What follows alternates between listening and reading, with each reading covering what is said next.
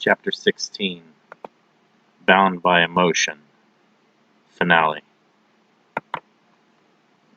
I already told you. You do not belong here, the Nameless says. Are you really just a coping mechanism for Jake's trauma? Danny whispers in fright. She can sense an ominous evil radiating from the darkness. What the hell are you, really? I am Jake's savior. I am the only thing keeping him going, the Nameless says. If it weren't for me, he would have lost the will to live many times over. Father, Mother, Uncle Gator, Claire, everyone around him dies. You aren't real, Danny challenges. You're just another manifestation of Jake's pain. Who knows, the Nameless replies. I'm all that exists now. No Jake. No Yamura. Everything else is just an echo. Black forms surround the mages. Instead of loading in a new memory, Jake's mental defenses are now completely under the control of the embodiment of his negative emotions, taking on the likenesses of Jake's strongest opponents to date. Danny and Bennett know they're about to have their hands full. You are unwelcome here, the memory of Inyana says.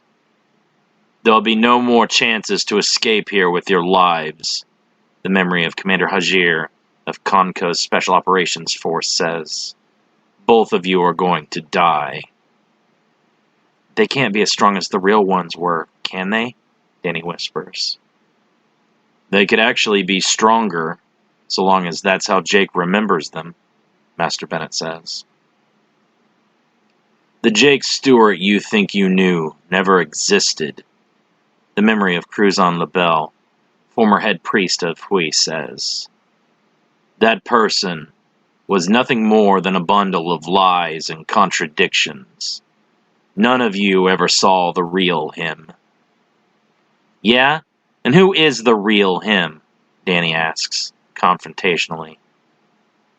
The villain memories step aside to allow the Nameless to come into view again. You? Danny growls, moving into combat posture. You are on my domain, Danny. I control every aspect of this world. You do not understand how easy it would be to extinguish your lives here in this constructed mindscape. Anything I will manifests into existence here. The greatest triumphs and failures of Jake are all gathered together as enforcement of my laws. Danny attempts to hit the Nameless with a quick Agnestra fire spell, but the memory of Hajir moves to block and take the hit instead. The memory evaporates into a black mist. You cannot win this battle, the Nameless says as the memory of Hajir reforms right before them. These constructs cannot be destroyed. They will never tire. You have zero chance of survival. The memories of Rapture and the GX Warrior Scarab and Demolition attack from the sides, but Master Bennett disperses them with a blinding flash of light emitted from his core. The light spell fades and the memories immediately begin to reform. The memory of the head priest swings at Danny with a right hook, but she ducks beneath it and disperses the memory with a fire spell to the chest. The crew members, Raven and Scorp, rush Danny from behind, but Bennett eliminates them temporarily with a burst of light magic from his hands. The remaining members of the crew attack without relenting, rushing the mages from all sides as the memory of the young fighter Peril appears overhead with a charged-up energy blast. The mages scatter quickly, the memory of Peril's blast taking out the other fighters temporarily. Danny and Bennett immediately pivot, blasting the memory of Peril with twin magical blasts. Your stamina and magic power are finite, the Nameless says. You will eventually wear down. We'll keep fighting until that happens, or we kill you, Danny says. I'm never just going to give up. Then you will die here in Jake's mind, the Nameless says, while your physical bodies become comatose and useless without your astral selves. Garuda Nostra! The memory of Inyana shouts, casting wind magic at Danny. Still boosted by her lone advancement magic, the teen is able to block the spell with an energy barrier and counter with a burst of Aguinastra fire.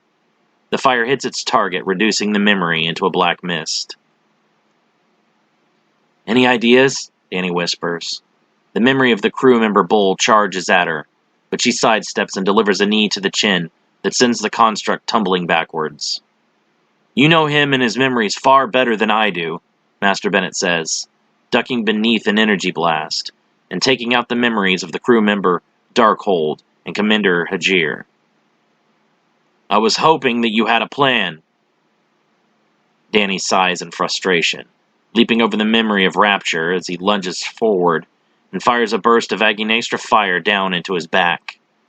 And I was looking to your greater experience to take the lead here.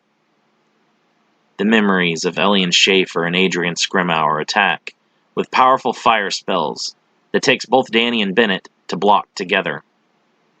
The energy barrier begins to crack, and the memory of Inyana adds her own magic to the assault, hoping to overwhelm the duo. The memories of Commander Hajir and the Chicago representative attack from behind, extending their arms into unnatural GX parasite-modified spear point. Master Bennett senses the movement and switches one hand to the rear to raise a second defensive barrier. The toll on the mage is severe, and his magic continues to slowly come apart. Jake! Danny screams. I know you can hear me. Please! You have to get control of your emotions. You have to bring up another memory. If you don't do something now, we're going to be killed. Do you think that matters? The memory of Elian says. You're viewed in the same way that we are. Another black form rises up, taking on the appearance and voice of Danny herself. To Jake, you're every bit a villain as we are. No, Danny whispers. That can't be true. Jake and I fought against Yamura together. I helped save his cousin and his girlfriend. And you also offered up Jake as a sacrifice to become Yamura's vessel, the memory of Danny says. You can't buy back your past actions with good deeds. Everything you've done before cannot be undone. You have to live with those consequences.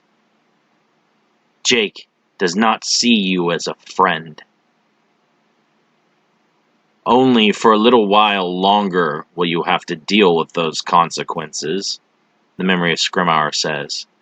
Soon, you'll be dead, and nothing will matter at all anymore. Don't listen to them, Bennett shouts, hitting the memories of Scrimauer and Elian with light magic.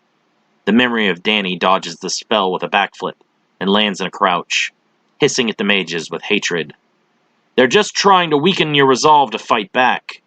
You must stay strong and not give up. And who are you to interfere? The memory of Inyana asks. We do not know you. What do you have to gain from your involvement? Jake is out of control.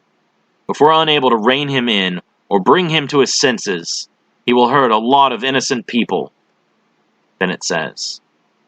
We'll have another Totikahachi on our hands.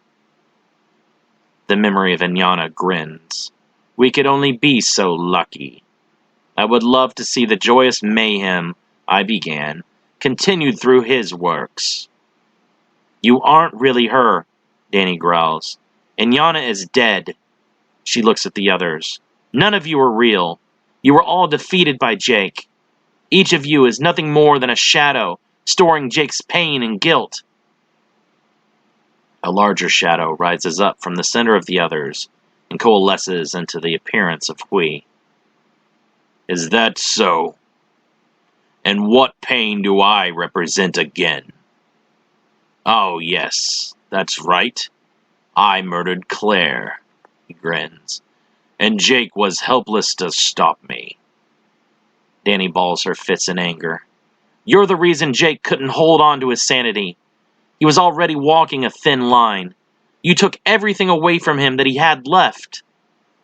Not everything, the memory of Hui says, still grinning. Not yet. He still has so much more to be taken away. Grandmother, grandfather, cousins, aunts, uncles, friends. My work will not be complete until everyone he has ever known is dead. That isn't going to happen. Jake is going to come back to his senses and stop you. The real you, Danny argues. The memory of Hui laughs loudly. Jake is already defeated. Do you see him around anywhere? He has already given up. He knows that this fight is over. Jake is stronger than that. All the terrible things that monsters like you and the other Sakari put him through, and he still fought to stop you and do the right thing. I put him through hell. Yamura made him hated by everyone. He swallowed that and kept fighting. This isn't going to keep him down, Danny shouts. Do not place me in the same category as you, the memory of Yamura growls, stepping forward past the other foes. Danny tenses. Many of these enemies are stronger than Yamura, yet the sight of him brings with it terrible memories. She can feel the pain and cold emptiness of her near death once more. Why do you say that? Yamura suddenly slashes through the throats of the memories of Rapture and the Chicago representative. Pivoting, he unleashes a wave of black energy that obliterates many of the other enemies. Because I am not viewed as an adversary by Jake's subconscious. Not anymore. There are no dark memories of me being used as a twisted enforcer of Jake's psychotic break. Danny is speechless. There is indeed an evil memory of her being used against them, yet Yamura is able to fight back and not be controlled as just some other memory. Do you know of any way to reach Jake and snap him out of this? If I did, do you not think that I would have done so by now? Yamura replies, irritated. The memories of the foes begin to reform. You get out of here and find a solution. I will do what I can to keep his defenses off of you. What? Denny whispers in confusion. You're going to help us? I'm not helping you, Yamura says, turning his back on the mages. But I cannot leave the boy to be destroyed by his negative emotions. If you can still fix his broken mind, I shall assist however possible. Danny wonders what Jake and Yamura must have gone through to have formed a bond of respect, despite all of the horrible things that Sakari has done. Could Jake really have changed Yamura? Even with my brother on your side, you still do not stand a chance of altering the outcome, the memory of Inyana says. Yamura grins, cracking his neck. You may not be real, but killing you is going to feel satisfying regardless. Yamura clashes with the memory of Inyana. The two battle furiously until the other foes begin to attack from behind. The Sakari grinds his teeth together and endures the assault. He knows that he must keep his main focus on Inyana. All the other opponents are fodder compared to her. How can you do this? Danny screams, turning to face the Nameless. You're supposed to be a part of Jake. How can you delight in causing him more pain? Misery is the womb in which I was conceived, the Nameless says. Sorrow was the amniotic fluid that sustained me. The final destruction of Jake's facade will be my birthday. I will be born into the world as his one and only persona. Your friend is kind of nuts, Bennett says, ducking a claw slash from the memory of Rapture and releasing a palm-fired blast of light magic through the construct's chest. I had no idea how damaged Jake's psyche was, Danny admits. The whole time he was trying to hold things together and keep fighting, his subconscious was segregating his negative experiences into this other personality and setting him up for a mutiny. You sped this process along with your magic and manipulation, the Nameless says. You pretended to be his friend, yet you were really serving him up as Yamura's meat suit. Jake, a poor emotional teen just coming off the tragic loss of his father and dealing with jealousy and unrequited affections. He saw you as a pivot point, yet you betrayed his trust. You are his Judas Iscariot. Jake, Danny whispers in tears. I'm so sorry. It's too late for apologies. The damage has already been done. The weakness of Jake has been cut off like a cancer. Only the strongest aspects of him are able to adapt and survive. No matter what, he must endure. I will continue on. The more tragedy Jake faces, the stronger I will become, the Nameless says. If that's true, then somewhere deep down you're still Jake. You don't want to admit it, but being a part of Jake's mind still means you're an aspect of what makes him who he is. Jake needs you to exist, to deal with the emotions that are too terrible for him to face, and come out the other side a person that still believes in love and decency. But he also needs those parts of him that you look at as weakness. Any of us are a whole, a sum of our parts. We can't just tear off pieces and call them us. The Nameless hesitates, doubt creeping into his personality. Glimpses of Jake's other aspects start to bleed through into the world around them, replacing the memories of past enemies with a small wildlife refuge. Child versions of Jake and the Rigsby boys pet a lion cub, oblivious to the danger of the creature. Still a wild animal, it would take nothing for the lion to tear the boys to shreds. Seeing not what could be if the worst-case scenario occurred, the boys can only see what currently is, a calm and cuddly baby animal. Yamura's gone, Bennett says, looking around.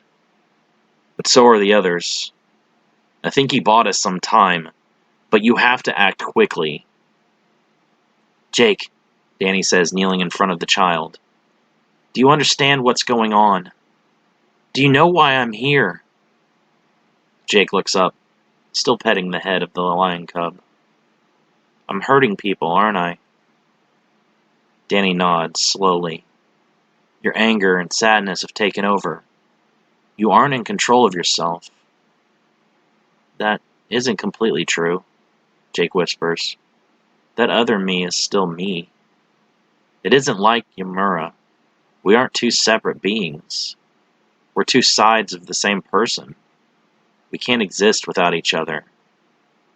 I created him subconsciously so that I could keep fighting.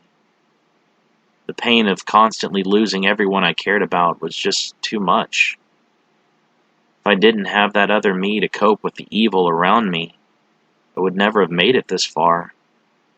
Anything he is doing now, it's still me that's responsible. Can you stop him? Danny asks. There must be a way for the goodness in you to be the dominant personality again. I don't think so. He's gotten too strong. I'm only able to exist here in my memories now. He knows he can't destroy me, so he keeps me locked away here and blocked from the rest of my mind. What if we can help subdue him? Would you be able to take control back then? The sky darkens as the Nameless exerts his influence over the memory. He won't let that happen, Child Jake says, frightened. He's already grown too strong. The lion cub begins to snarl and tense, growing larger in size and transforming into an adult. The king of the jungle turns on the boys, ripping them apart in gruesome fashion. Only Jake remains barely alive. Bloodied, the boy reaches out weakly to Danny. You have to get out of here, Jake cries. If you stay in my mind, you're at his mercy.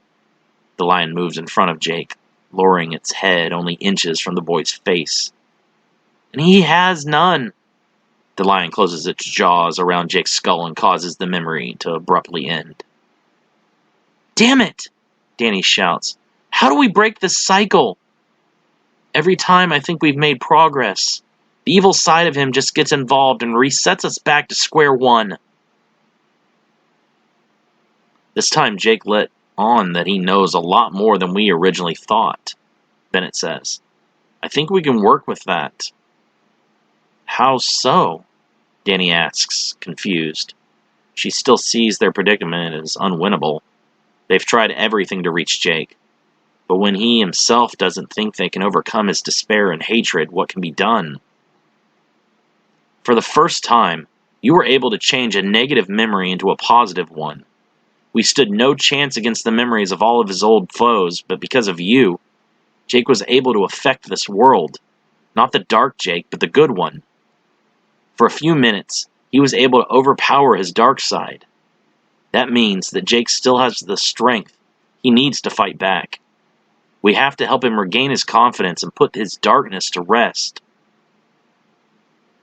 But how can we do that? We're just wandering lost here. We go into whatever memory the dark version of Jake leads us into. He has all of the power. I think that if we can beat this thing, we can finally breach Jake's defenses and see his true mind, Bennett says. Once again, instead of loading a new memory, the mindscape remains darkness. From the black, the form of the Nameless arises. I already warned you that you would receive no more opportunities to leave here with your lives intact. The Nameless growls. Now you will die here. If you are lucky, your souls will find their way to the underworld.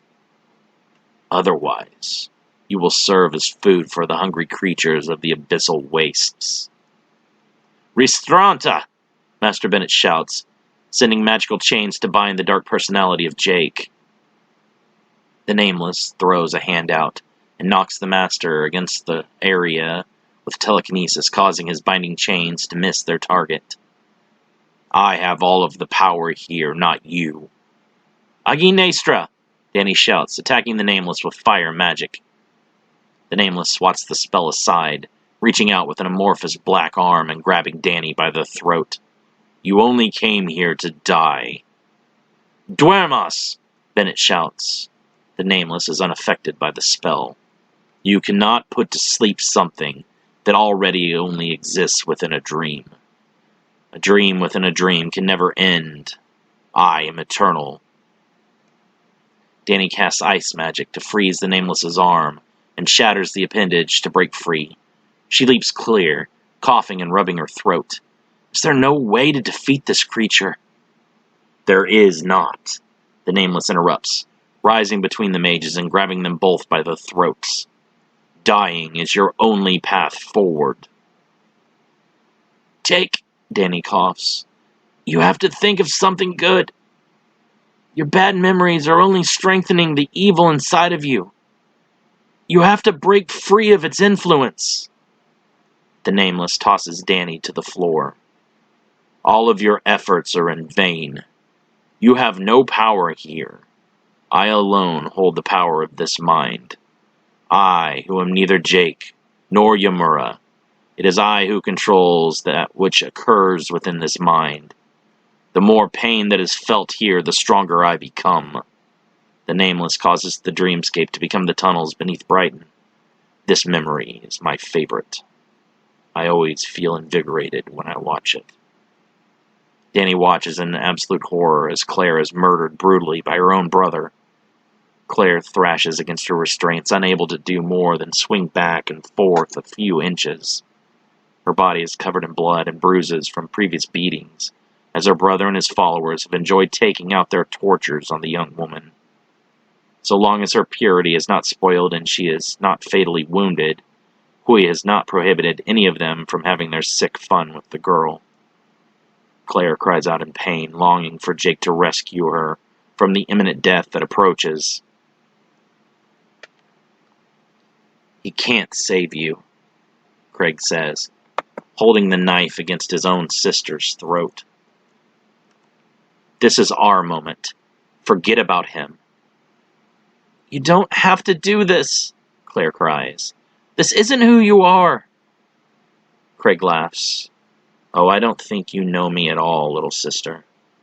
He slides his knife across Claire's throat, releasing her fluids to be collected in a ceremonial bowl. Jake was completely helpless, the Nameless gloats. powerless to watch as Claire was butchered. The pain of the memory makes the Nameless stronger. The dreamscape becomes dark and twisted as it becomes a nightmare world. The walls become like a malevolent system of roots spreading outwards in all directions. The roots feed on the anger, hatred, sadness, and pain, each negative emotion feeding the Nameless through the roots. Blood drips from the ceiling and the walls pulsate as if they were breathing. Danny steps back in terror, each step making a sickening, squishing sound. The Nameless laughs. He has no good memories. Every moment of his life has been a symphony of pain and suffering. That can't be true, Danny coughs. The deaths of Claire and your mother couldn't have been so impactful if you didn't have cherished memories with them from before. You have to reach deep down and find those good memories and draw them to the surface. The dreamscape flickers between the nightmare world and the train station with Jake and his mother. Mother, Jake's voice echoes throughout the dreamscape. The Nameless forces the dreamscape to return to the end of the Battle of Totikahatchee. Jake watches in horror as Anne Stewart plunges her hand into her own gut. The woman's eyes turn white and she drops out of the sky, falling several hundred feet to land in a motionless heap among the ruins of the city that was destroyed around them. She is dead. Everyone you care about dies. You are a black cloud. Everywhere you go, death follows. Hundreds of twisted corpses rise up from the ruins of Totikahatchee, moaning and clawing at Danny and Master Bennett. This is Jake's legacy. The people of this city would still be alive if it wasn't for him. How many families did he ruin? How many futures were dashed because of his poor choices? Jake does not deserve to exist. He has wasted his power, and because of his mistakes, so many people have died. No, Danny shouts. Think about the good times. You and your mother were happy together for years and years. Before Yamura, and before all of this other madness, there was happiness. The dreamscape flashes between hundreds of memories, both good and bad. Jake's entire life has not been all pain or all joy. Like all things must be, his life has been a balance.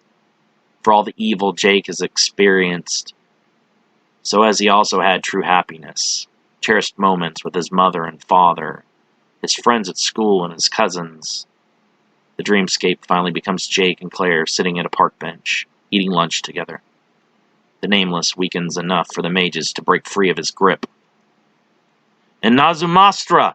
Ahura! Master Bennett shouts, consuming the Nameless with several bolts of lightning magic. Danny throws her hands forward and unleashes her strongest fire magic. Aginestra! Ahura! The Nameless dissolves into the ground, breaking apart without another sound. Within Jake's mind, the door leading to the path of revenge appears. Behind the door, Jake found pain and suffering. The door swings open and a thick black fog begins to roll in, an attempt to sweep over the rest of Jake's mind. The voice of the Nameless echoes from beyond the door. I will not let you shut me out, the Nameless growls. I am a part of him, and I will not be destroyed. Krato! Piso! Danny screams, throwing her hands out and holding the fog of negative emotions at bay. Master Bennett steps up beside Danny, casting the same spell to push back the flood of negativity, manifested in physical form. Krato! Piso! Crionle! Danny chants, the strain on her body increasing. The boost she received from her lone advancement spell is beginning to wear off. Once gone, Danny will have no magic power left.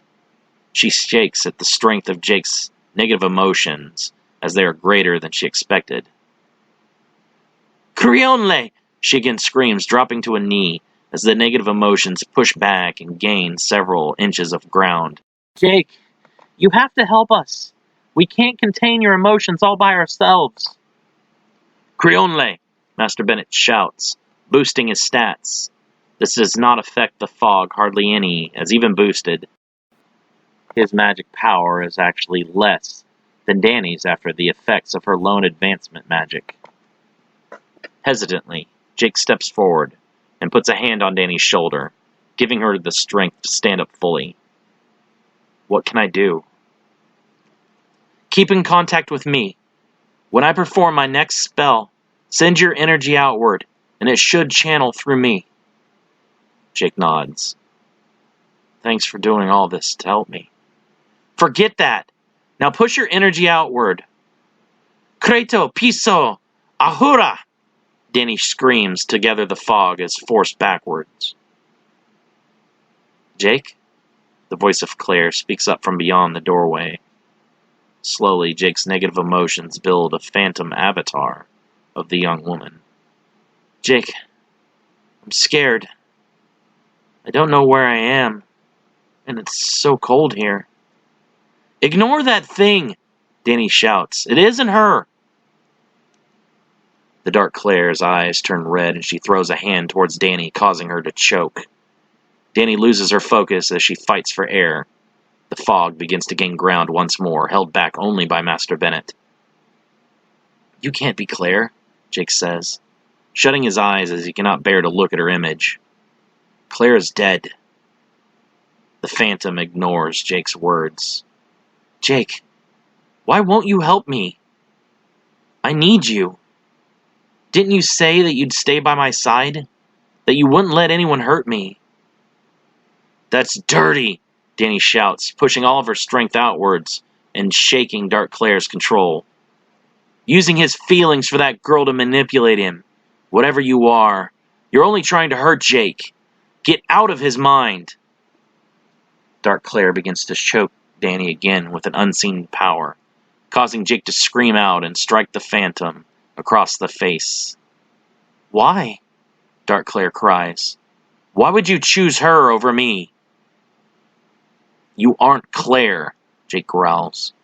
Leave me alone and stop tormenting me. I'm done with this nonsense. You used the pain and sadness to control me. I was weak, but I'm not anymore. Now get out! He screams loudly, his voice causing the phantom and the fog to all roll back through the door. The door closes, but remains. I don't think this is over, Bennett says. Whatever is behind that door is only going to try and come back out once its strength is recovered. We're going to have to find a better solution. The spell that Master Fordron taught me to bind Jake's power should work on keeping the door closed. I'll use the spell to bind the door itself. All of Jake's negative emotions should be together right now in that fog. If we can keep them locked behind that door, this might just work, Danny says. Jake? The memory of Claire sitting on the park bench stands up, walking over to him. Is it over? I'm so tired. I'm sorry I failed to save you, Jake whispers to Claire. You had no control over that situation, Claire says. None of this was your fault. But I couldn't stop him, Jake cries. I have all this power, and I couldn't do a damn thing to save you. You have to stop blaming yourself for what happened to me. No one's to blame except for Hui and my brother. But I let you die, just like I let my mother die. You have to move forward and stop dwelling on this. The pain has already consumed you. You're hurting people. You did try to save me, she says, gently touching Jake's face. That's more than anyone else has ever done for me in my entire life. You have to let go of this pain. You can't keep carrying all of this weight. Jake stands up, Claire's memory fading. Why are you here, Danny? He asks, not turning around. Jake? Danny says excitedly. You have to take control back of your body now, before you go too far and hurt an innocent. I've hurt many innocents. Haven't you been following my path lately? Rockland, Clavemont, Totigahatchee. Everywhere I go, people die. That isn't your fault. Jake laughs nervously. It isn't? I'm pretty sure I'm the common denominator in all those cities. Yamura, Hui, Inyana, Khan, the doctor, Danny argues. They're the monsters, not you. I'm not blameless, Jake whispers with sadness.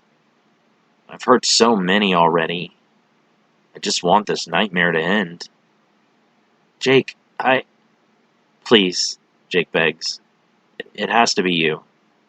I can't go on anymore, and I can't regain control of my mind. My body's running on pain and hatred due to the doctor. You have to kill me. Stop me from hurting anyone else. I can't do that, Jake. I came here to help you, not murder you. It's the only way, Jake argues. I have no control of my actions anymore. The pain, the grief, he pauses. It was too much for me to handle. Losing myself was the only way to stop feeling anything. But it eventually came back, along with new guilt. Sorry these things happened to you, Jake, but you have to take back control. No one can do it for you. I can't, Jake shouts. It's too much. I don't have the will. I can't deal with those emotions coming back. I can't deal with the pain. You're going to have to deal with it someday. Even if I can lock it all up behind some magical barrier, it wouldn't last forever. Nothing's permanent.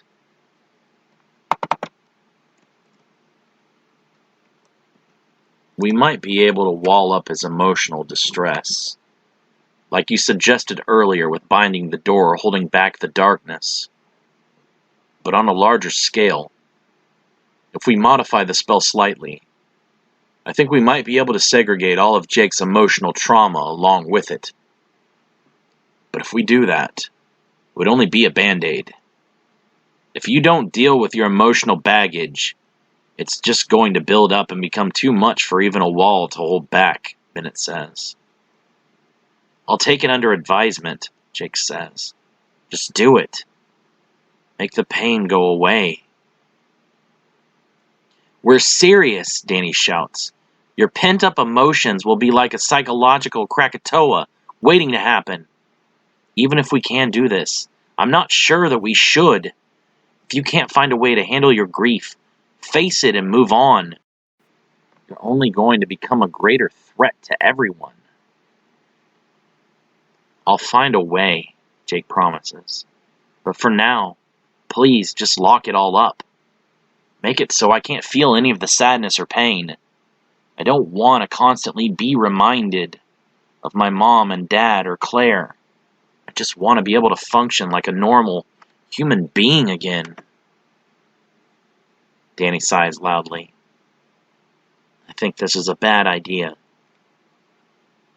Noted. Now wall me, Jake says. Danny casts the spell taught to her by Master Forgeron, wrapping magical chains around the door to hold the darkness within. Several layers of magical barriers form a dome over the bound door as a 4-ringed spell circle manifests around Danny. As the teen uses the last of her magical power, Master Bennett begins to chant, modifying the spell to separate Jake from his negative emotions and potentially bind them behind the magical barrier. Danny is surprised that the Master is able to alter this spell without any forethought or preparation. The rate that she is growing as a magician alarms her sometimes, but seeing the power of a master at work is humbling.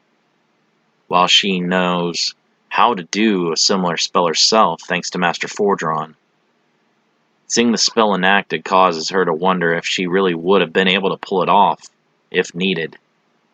Had Master Bennett been incapacitated in any way, it would have been solely on Danny's shoulders to wall up Jake's emotions. Had she failed, all of their hard work would have been for nothing. She would have blown Master Forgeron's trust in her, and worse yet, she would have failed Jake.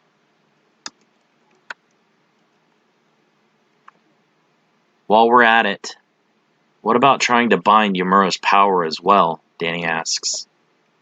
If Bennett is capable of blocking Jake's emotions, it isn't much of a stretch to think that he might be able to do more. I don't know enough about Yamura's power, Bennett replies.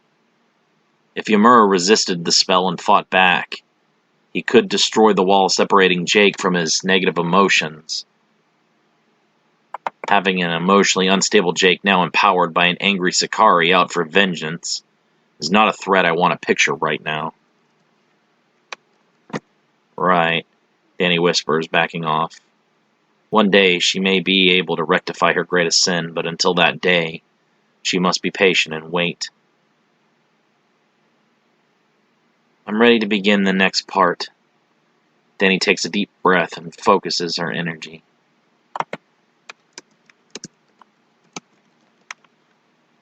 She removes a knife from her cloak. This might hurt. Actually, it's probably going to hurt a lot. How? Jake asks. This is all in my mind.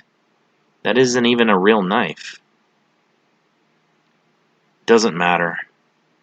The magic will work the same. She cuts open her palm with the knife. Take off your shirt. Under different circumstances, I would make a joke about that, Jake says with a forced smile. I know you would. Jake does as he's told, but he's leery about the ritual. I'm really going out on a limb here, trusting you with this. I haven't forgotten about the last spell you cast on me. This comment strikes Danny hard, and she loses her concentration, allowing her blood to steadily drip to the floor. Danny, Master Bennett says, trying to get her attention. Are you okay? Danny snaps out of it after a second. Yeah, I'm good, sorry. She draws a complicated series of spell arrays on Jake's chest with her blood, before duplicating the design on the floor. She runs the incantation through her mind several times to make sure she has it correctly. Kanjo, Takina, Chino, Fuin no Maho, Saisho no Sakuro, Ichiho. Emotional blood seal magic. First circle. The spell arrays glow brightly, and Danny touches the outermost ring on Jake's chest, rotating it until it clicks into a locking position. As she turns the array, the corresponding circle on the floor spins in the opposite direction. She moves to the next ring, repeating the process.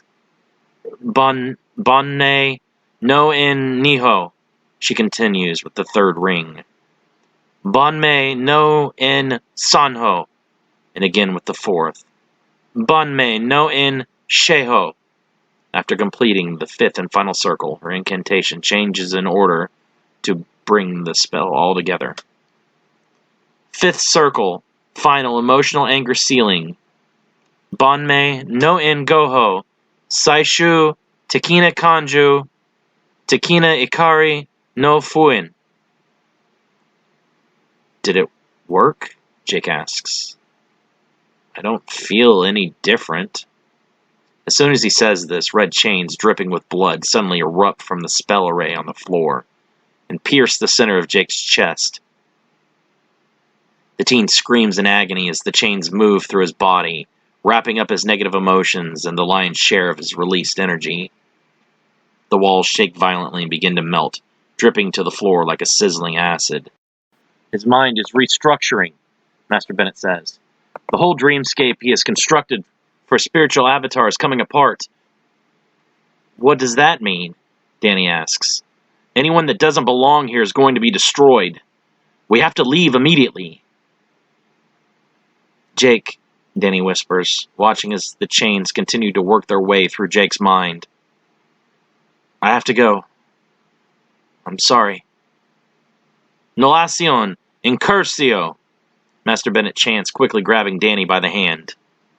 In an instant, their consciousnesses are returned to their bodies.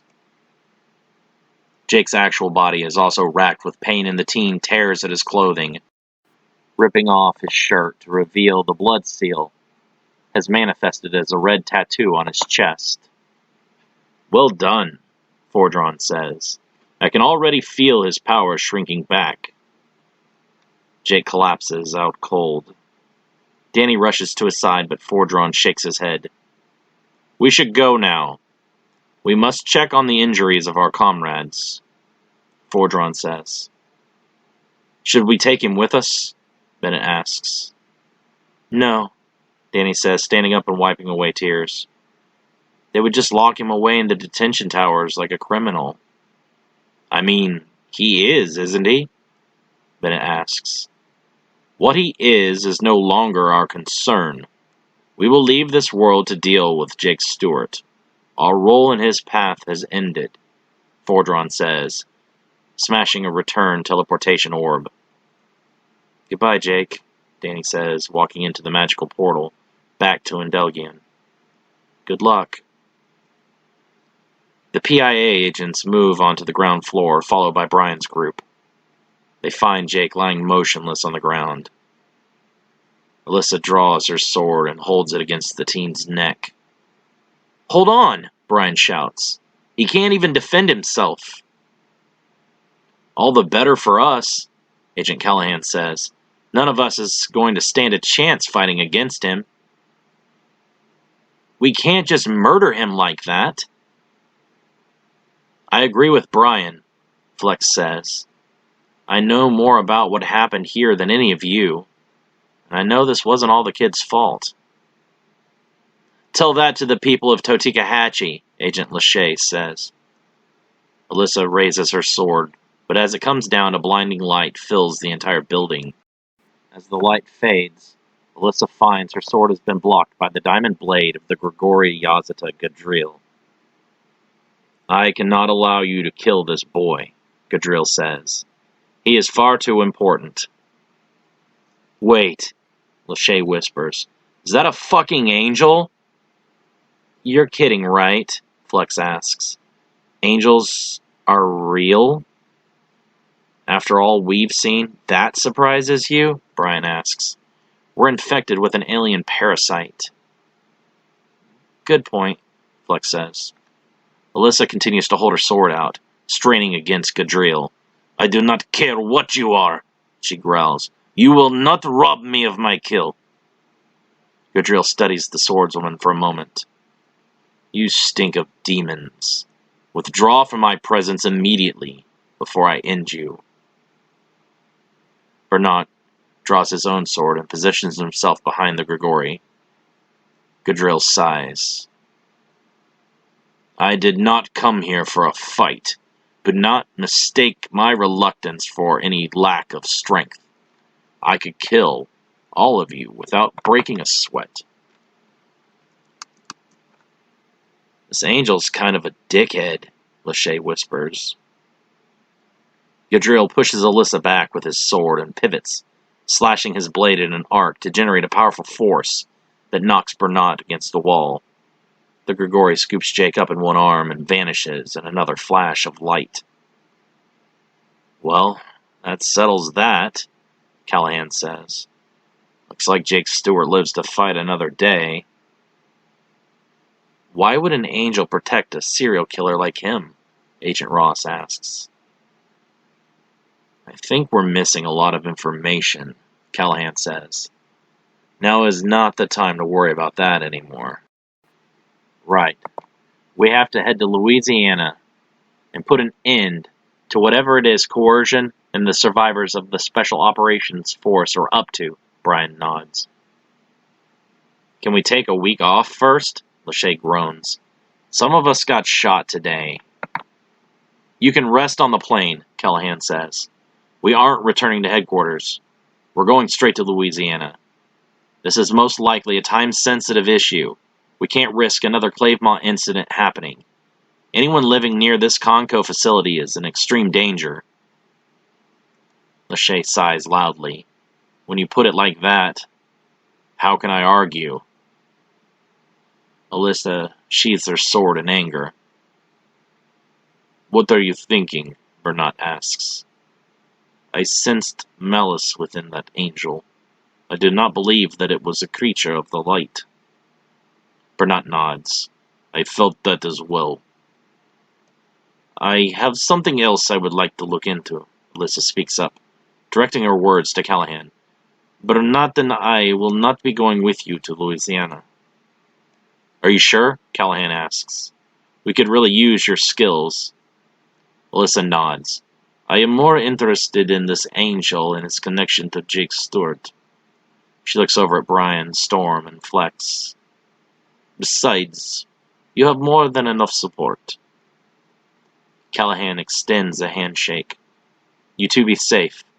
It was a pleasure working with you. You saved our asses plenty of times." Alyssa takes his hand. "Good luck. Don't get yourselves killed."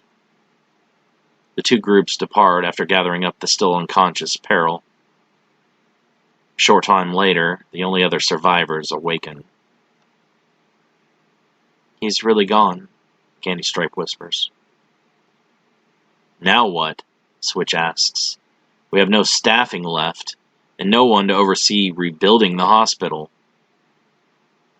Candy Stripe discards her torn clothing and puts on one of the doctor's spare jackets and shirts. "I will surpass everything the doctor ever achieved in his honor. Every enhancement he gave himself I will make better. Every weakness he had I will remove from myself. All that had a hand in his murder will face my justice." "But they used magic," Switch says. "They were so powerful that not even the doctor could defeat them. Do you really think that you can surpass him?" "I have to," Candy Stripe whispers. "I can't let them get away with this. Those damn mages robbed the world of its greatest scientific mind. They robbed me." She stops herself and clears her throat. "They took from us a friend and mentor. I will not allow that to go unpunished. Jake Stewart and all of his mage allies are going to die at my hands." Jake awakens on his couch several days later, unsure of how he even got there. He touches the blood seal tattoo on his chest in deep thought. I guess all that stuff really happened. I kinda hoped it was some nightmare induced by too much soda after hours. Danny's spell has bound your emotions, but with that, so too is most of your power sealed away. You think? I hadn't thought about that possibility. Well, it's still better than what the alternative was. We still have Hui to track down, and if what the doctor said is true and Yana still lives, facing them will be difficult with your current ability. There's no way Inyana can be alive. We both saw her die in Totikahachi. The doctor was just trying to provoke us. Perhaps, but if anyone is not to be underestimated, it is my sister. Her will is strong. If a way does exist for one to return to this world after death, she would be the one to find it. It's a terrifying thought. I really do not want to have to fight Inyana again. Nor do I, Imura whispers. His response surprises Jake. Hui is our priority. Trying to track him by a Sakari energy was problematic.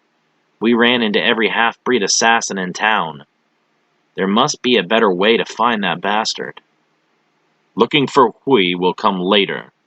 As I said, if we face him now, we might not survive.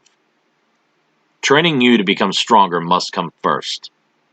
Hui may not possess all of the magical powers that Inyana does, but what he lacks in magic he more than makes up for in combat skill. Hui is a warrior and a tactician. Battling him will not be any easier for us than any of our previous battles. Jake sits in silent reflection. The past few days have been a nightmare. Having only just barely moved past the pain of losing his mother to Inyana, and being partially responsible for all the lives lost in Totikahachi, he was starting to make for himself a new life. Meeting Claire, he was able to return to a side of normalcy that had been missing so long. Jake saw a path to a future that did not have Sakari, devils, Yazata, or alien parasites. He saw a way to be a normal human teenager with a normal life again. Claire brought out hope in him, hope that he thought was gone forever. Just when things were looking the most hopeful, Everything was ripped away violently. In order for Hui to be revived into a human vessel, Claire had to be sacrificed. Jake owns that failure.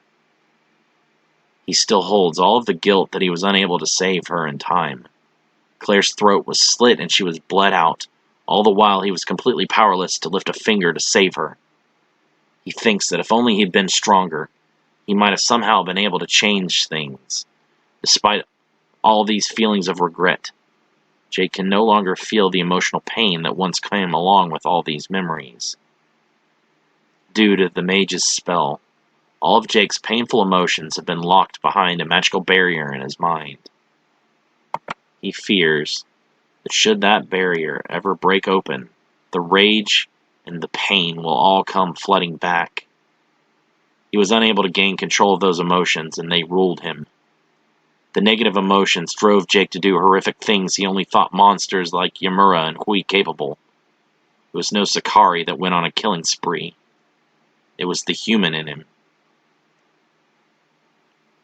Hui awakens in a strange room. The walls of the room are decorated with glowing Yazatan symbols. He looks down to see similar markings etched onto his skin. He tries to wipe the symbols away, but a strong magic keeps them carved onto his flesh. "They are to conceal our presence," Cedrion says. "From who?" Hui stands up to find the Grigori cleaning his armor with a rag across the room. "From the Seraphim, and from Jake Stewart and Yamura." "You? Afraid of them? I do not buy it. The Yazata are supposed to be far more powerful than any human or Sakari could ever dream to be." "That is not entirely true," Cedrion says. "There are ways for lesser beings to drastically gain strength, enough to surpass even my kind." Hui is intrigued. "And how might one go about achieving this power?" "That will be revealed to you soon enough." "What is your angle?" Hui questions. He's very suspicious of the Grigori. "You saved me from Yamura, yet your bad advice led our entire invasion to fail miserably.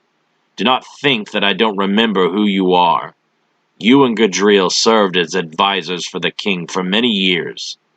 It was through your advice and direct assistance that King Shamashtu was overthrown so that King Marduk could be crowned. You involved yourselves in our affairs. You groomed our king to organize an invasion of the human world. We prepared in every way you asked. We brought our forces to bear on the humans and we were crushed. We did everything you said, yet we were met with much stronger opposition than you ever described. You knew about the strength of the humans, yet you allowed us to attack anyways. How can I trust you after you set us up to be slaughtered? Your invasion was not destined to succeed. I merely needed the four of you to come to this world." "The four of us? Who are you talking about?" Hui is confused. He knows that himself, and Yana, and Yamura were imprisoned by the human mages. But who else could the Yazata be referring to? Had another of his kind survived that long into the battle? If so, it surely had to be some useless soldier. Gishbar, Udu, even Rivius were all killed. He and Yamura were the only officers remaining of the army at the battle's end. He is sure of this. "You will meet the fourth soon enough. It is through him that my plans will now move forward. Unlike you, he has not been trapped. Kazara has been free to witness the passage of time and directly influence events in our favor. He is far more valuable to me than either you or Yana. Do not be mistaken. If you annoy me, I will end your pathetic life. You are not necessary to my plans. Jake Stewart will come to Jockey for his revenge, whether you are alive and waiting or not." "Kazara," Hui whispers. "I know of no Sakari by that name." "That is his human name. He is much different from the rest of you. You will see soon for yourself. Now, I have other matters to attend to. When I return, we will go to Jockey Island and move forward with the next phase of my plan." "Your plan? You were using us all along." Cedrion nods.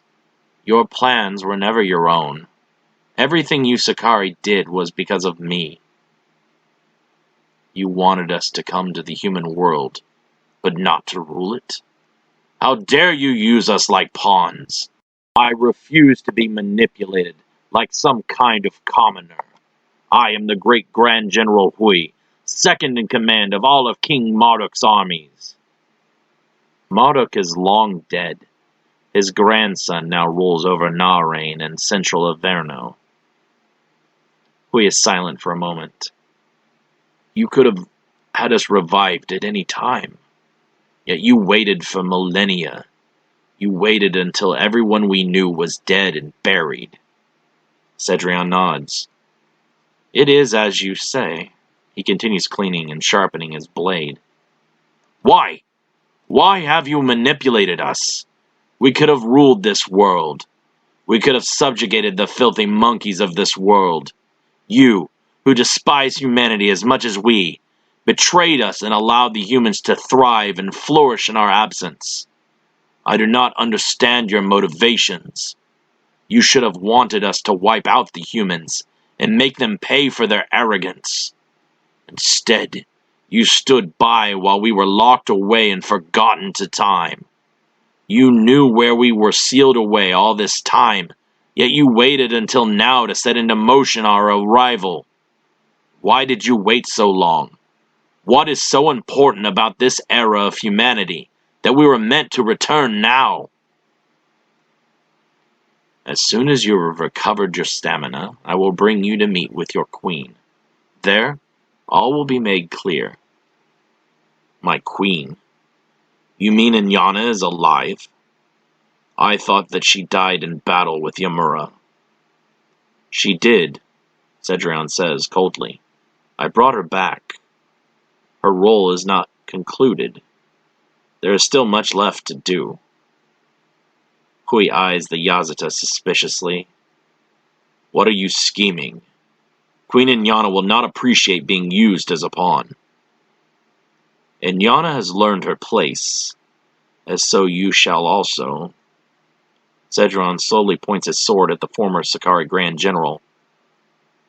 "I will explain all to you once we have arrived on Jockey Island." "Learned her place," Hui whispers. "Surely you do not mean that Queen Inyana has fallen in line with your scheming. Her mate and her children are dead. You are to blame for that as much as any of the human mages that sealed us away.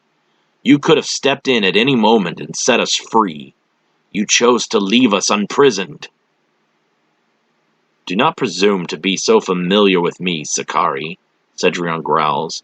"We have never been friends or allies. Your kind have always been nothing more than tools that I used to accomplish my goals. Shamashtu was removed because I needed him removed. The human world was invaded because I needed it to happen. Every move that you think you have made on your own has been carefully planned and advanced for you by me. We are not and will never be equals. The Sakari are little higher in status to me than a wretched human primate." "You lie!" Hui shouts. "You know we are better than the humans in every way!" Cedrion teleports behind Hui and presses the tip of his sword into the Sakari's back. "If you do not want me to end your life right here and now, I suggest that you fall in line and play your role without further questions." "Damn him," Hui thinks, shaking with a mixture of fear and anger. "How dare he look down on me? Not only will I kill Yamura and his vessel, but I will cut down this Yazata and take my rightful place as ruler of the human world."